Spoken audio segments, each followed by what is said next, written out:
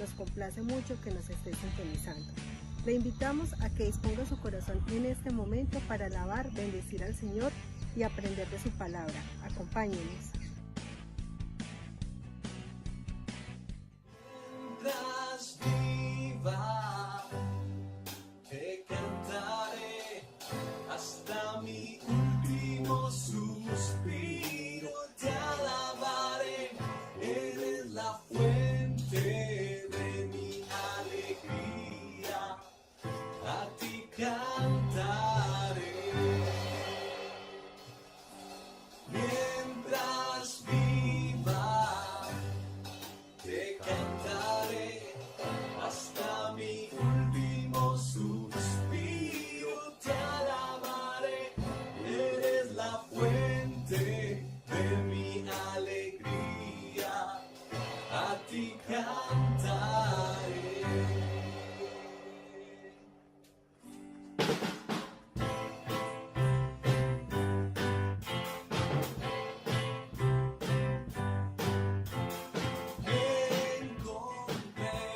En la oscuridad sin ti, hasta que encontré una luz, fue tu luz, oh Jesús, en la cruz, en ella encontré a Jesús, me diste tu vida y yo, por cada ser, y ahora yo te cantaré mientras viva.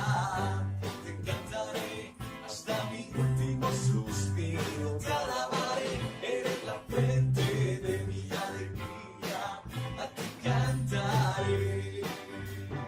Mientras viva, te cantaré, hasta mi último suspiro, te alabaré, eres la fuente de mi alegría, a ti cantaré.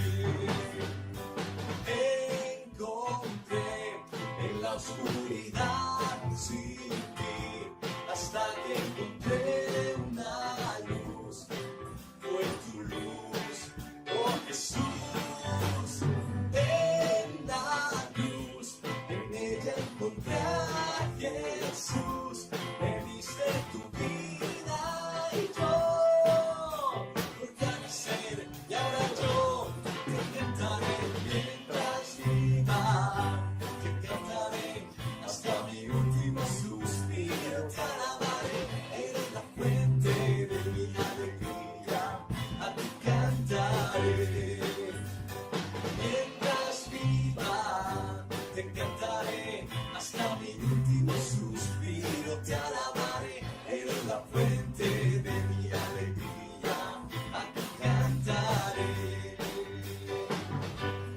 Eres todo para mí, dueño de mi vida y mi alabanza. Mientras viva, te cantaré hasta mi último suspiro, te alabaré, eres la fuente de mi alegría, a ti cantaré. Mientras viva, te cantaré hasta mi último suspiro, te alabaré, eres la fuente de mi alegría, a ti cantaré. Mientras viva, te cantaré hasta mi último suspiro, te alabaré, eres la fuente de mi alegría, a ti cantaré.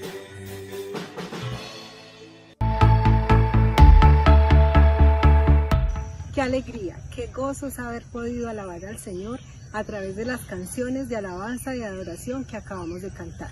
Ahora le invitamos a que prepare su Biblia, su agenda, su corazón, todos sus sentidos muy dispuestos, porque vamos a escuchar de la palabra de Dios. Dios le bendiga y muy atentos. Los hermanos, bendiciones para sus familias y para todos ustedes en todo lo que hagan. El día de hoy vamos a revisar el por qué la iglesia primitiva crecía en número y crecía espiritualmente. Y partamos de un concepto. Y es que los discípulos, ¿sí?, cuando estaban con Jesús, ¿sí?, ellos seguían a Jesucristo esperando algo, ¿sí? Ellos tenían sus expectativas, tenían sus anhelos, vivían junto con Él cómo sus emociones se iban desarrollando conforme a lo que ellos veían que Jesucristo iba realizando. Esos milagros, esas sanidades, todos esos prodigios, ¿sí? Y eso se iba guardando dentro de sus corazones. Algunos con un corazón mucho más dispuesto que otros, como todos nosotros. Pero entonces también debemos de partir de algo, y algo que tuvo una confrontación Jesucristo. Y es que el pueblo de Israel esperaba a un Mesías Salvador como un rey guerrero, ¿sí? Y lo que tuvieron fue a un Jesús Salvador, ¿sí? Alguien que prestaba atención de los débiles, de los enfermos, ¿sí? Que no le interesaba ponerse en contra, ¿sí?, de los que estaban puestos sobre autoridad. Vino a servir. Entonces ellos, viendo esta situación y viendo que Jesús fue entregado, fue crucificado, ¿sí?, deben de haber sentido que su esperanza, ¿sí?, que todo lo que deseaban se había perdido, ¿sí? A algunos se les había olvidado las promesas que Él les había dicho, ¿sí? Y a esas promesas es que hoy vamos a prestar atención y a recordar, ¿sí? Porque para nosotros cristianos ya hemos entendido que Cristo no se quedó en la cruz, pero por testimonio de ellos, ¿sí?, sabemos que Cristo Jesús resucitó. Por lo tanto, dentro de la obediencia que ellos tuvieron, ¿sí?, estuvieron pendientes, atentos a lo que Él les dijo. Y es que al tercer día, en la fiesta del Pentecostés, Él iba a resucitar. Y sucedió algo maravilloso, ¿sí? Y es que fueron testigos de esa resurrección. Cuando vieron a Jesús llegar, donde todos ellos estaban reunidos, vieron que Él no estaba muerto. Incluso que la tumba estaba vacía, ¿sí?, sino que había resucitado, ¿sí? Esa tristeza que vieron en su momento a causa de la crucifixión, ¿sí?, esa se transformó, ¿sí?, a ver realmente una esperanza, al ver un futuro, a ver un anhelo. Empezaron a comprender la grandeza de Cristo Jesús, ¿sí?, y les permitió abrir sus ojos a un nuevo futuro. Ahora, pero Jesucristo mostró, se presentó delante de ellos, pero no se quedó con ellos, ¿sí? Él dijo: es necesario que yo me vaya para que el Espíritu Santo descienda, ¿sí? Les prometió que no iba a estar solos, y así fue. El Espíritu Santo descendió sobre ellos. Estaban reunidos ellos durante las fiestas, y el Espíritu Santo llegó y se manifestó con grandes maravillas, al punto, ¿sí?, que empezaron a hablar en lenguas. Y muchos que eran procedentes de otras poblaciones como tal, llámese egipcios, llámese etíopes, ¿sí?, entendían a los discípulos en su propia lengua materna, ¿sí? Algunos dijeron: uy, estos están locos, están llenos de mosto, están llenos de algo. Pero otros: uy, es sorprendente lo que está sucediendo, ¿sí? Pero bueno, Jesucristo descendió al cielo, se ha sentado a la derecha del Padre, ¿sí? Y para nosotros es maravilloso, porque si Él no hubiera resucitado, vana sería nuestra fe y nuestro fundamento. Pero ahí está el testimonio. Y bueno, después de eso, de ver esa maravilla, ¿sí?, los discípulos, digámoslo así, se dispararon, ¿sí? Busquemos qué dice Hechos 2, ¿sí? Y les dejo en tarea que lo lean desde el comienzo del capítulo, porque es maravilloso. Es de entender que Hechos es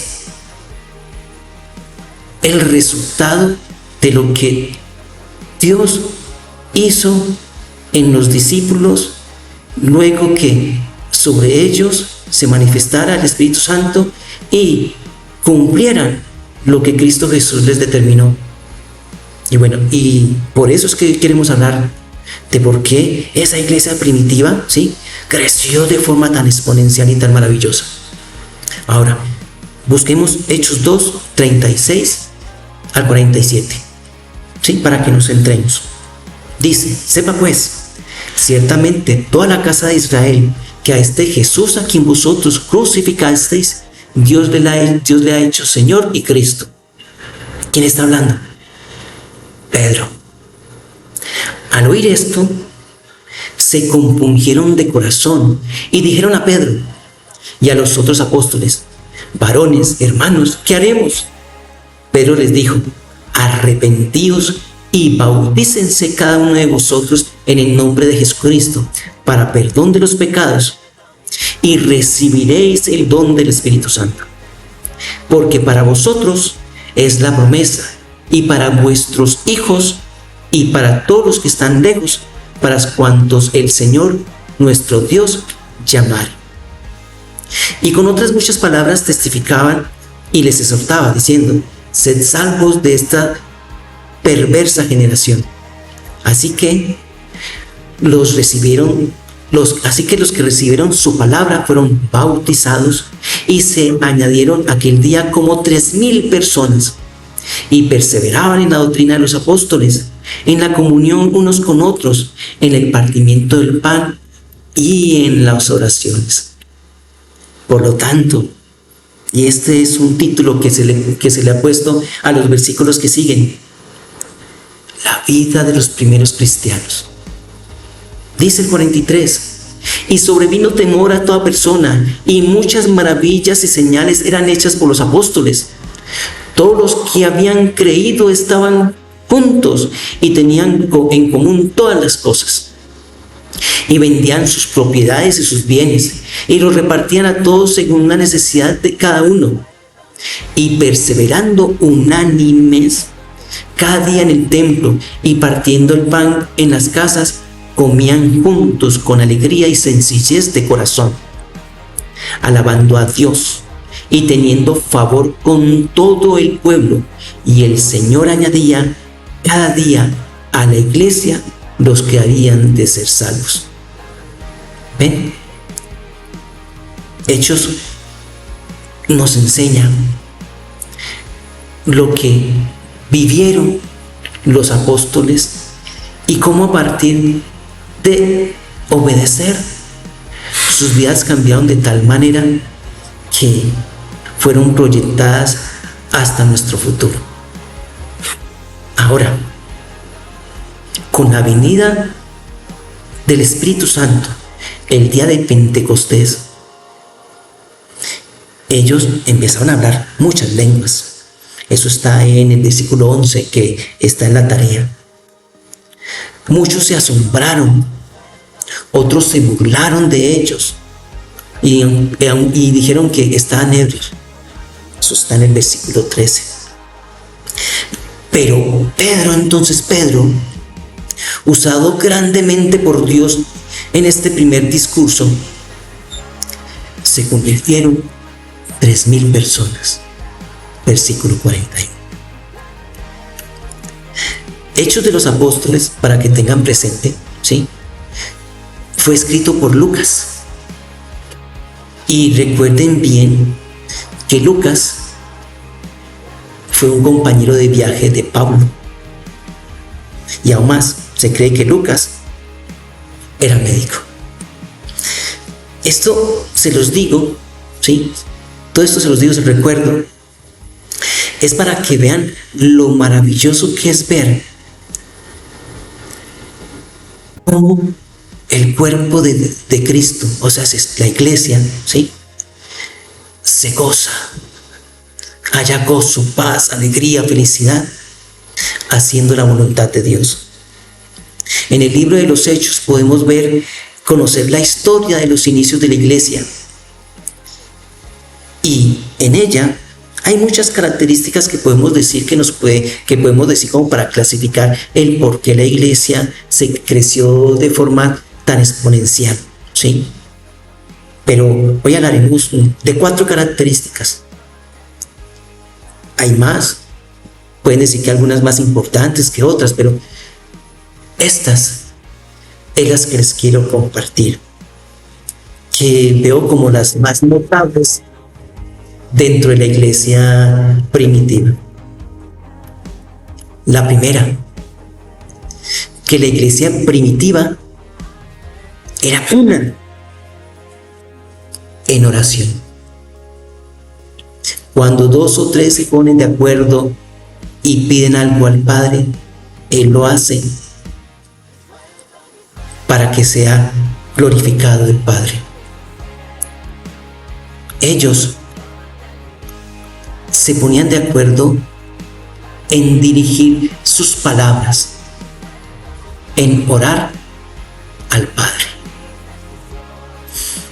Un ejemplo de ello es cuando escogieron al apóstol Matías como sucesor de Judas. Eso está en Hechos 1:24, ¿sí? Luego la ascensión de Cristo, ¿sí?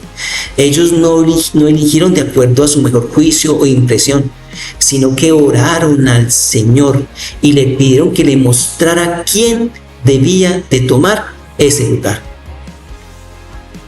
Otro ejemplo de ellos es cuando Pedro y Juan fueron llevados al concilio, ¿sí? ¿Qué hizo la iglesia toda junta?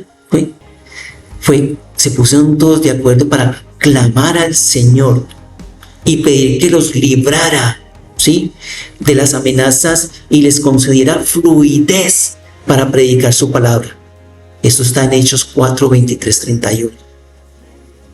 No se asustaron ni se escondieron, sino que clamaron a Dios por fortaleza para servirle aún en medio de la adversidad. Otra característica que tenían los primeros cristianos, la primera iglesia, la iglesia primitiva, y es que vivían en común, ¿sí? Todo lo compartían.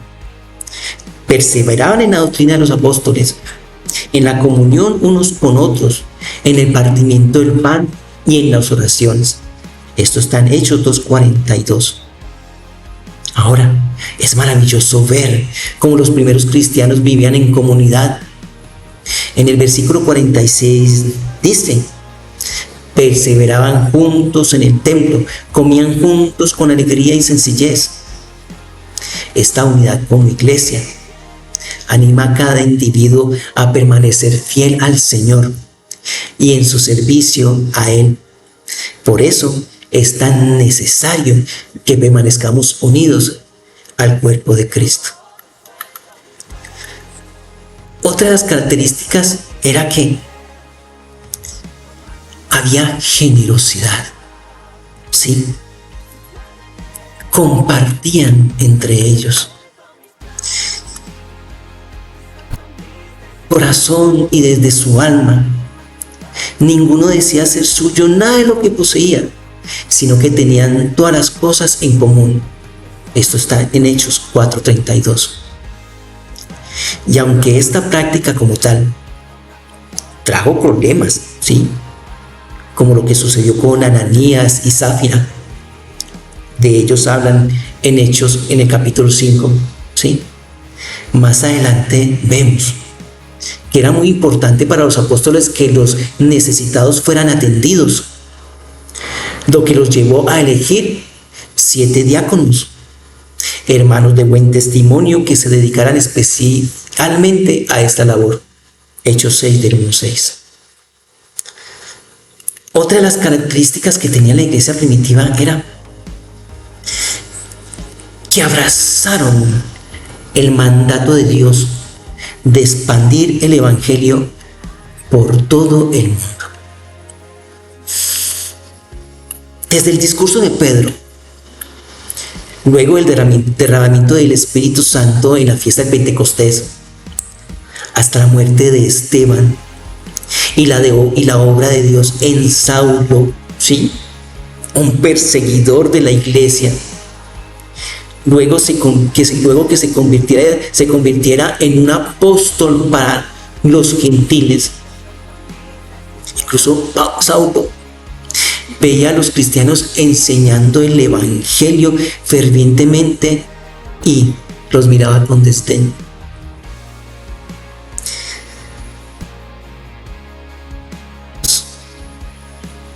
Ahora, fue tanto, ¿sí?, que la iglesia primitiva ciertamente impactó a la sociedad en que vivía, por su generosidad, por su compromiso, por la actitud que tenían y que eran firmes a pesar de los rechazos, de los azotes, de las persecuciones, ¿sí?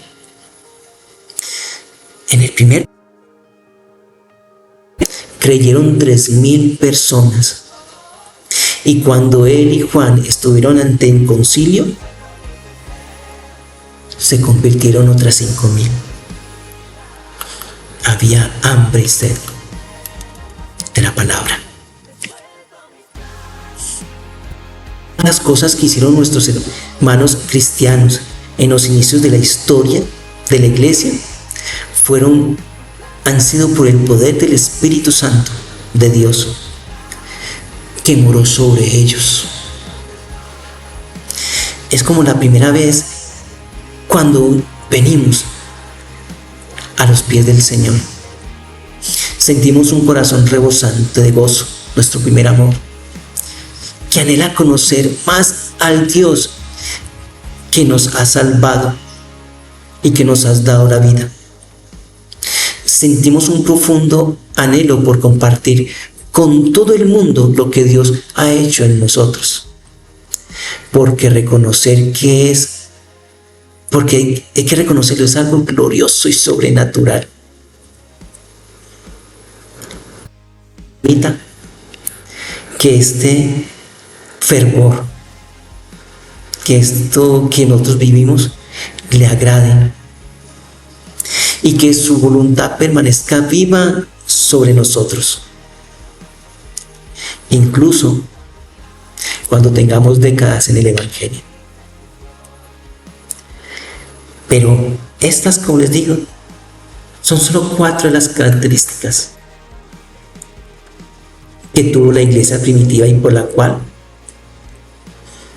se pudo multiplicar hasta nuestros días.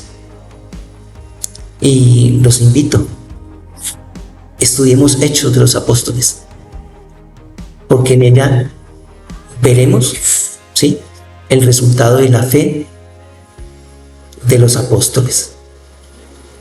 Y si es necesario, regresemos al modelo de la iglesia primitiva, porque funcionó, funciona y funcionará, porque el centro de ella es Jesucristo. Amados hermanos, démosle gracias a Dios por su palabra, por el privilegio que tenemos de poder aprender de ella. Demos gracias al Padre por todas las bendiciones que recibimos, por las que vamos a recibir, porque su misericordia se extienda a todas las poblaciones, a todos los pueblos, ¿sí? Que no haya ni un solo lugar aquí en la tierra donde el nombre de Jesucristo no haya sido nombrado. Que todas las personas tengan el privilegio y la bendición de aceptarle o no como Señor y Salvador. Bendiciones a todos en Cristo Jesús. Amén. Esperamos que el mensaje de hoy haya sido de mucha bendición. Le invitamos a meditar, practicar y divulgar el mensaje que ha recibido. Si le ha gustado este video, por favor, denle like, suscríbase a nuestro canal y divúlguelo con otras personas que usted conoce, porque la palabra de Dios debe correr y ser glorificada. Le damos muchas gracias por acompañarnos en este día. Que Dios le bendiga mucho y hasta la próxima oportunidad.